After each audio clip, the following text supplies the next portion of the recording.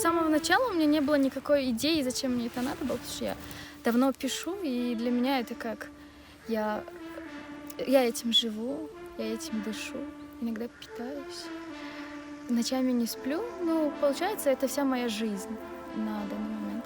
И это все просто то, к чему у меня лежит душа. Я этим успокаиваюсь.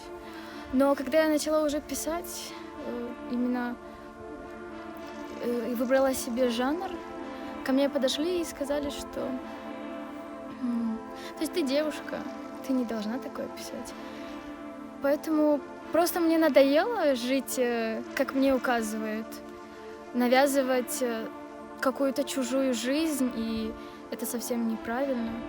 И, наверное, я захотела жить своей жизнью, а не чужой. Иначе ты просто существуешь, на тебя такое огромное давление со стороны общества. И глупо, очень глупо. Конечно, это очень тяжело, потому что и у меня сначала были страхи. Вообще, мне очень нравятся одуванчики, потому что для меня это как символ свободы. Одуванчик нельзя купить в магазине, и он растет там, где хочет. Несмотря на то, что он недолго живет, он уходит красивый и оставляет после себя таких же прекрасных одуванчиков.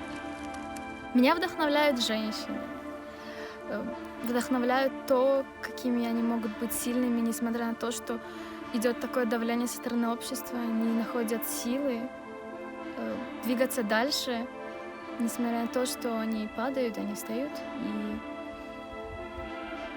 делают то, что они хотят, борются с этим.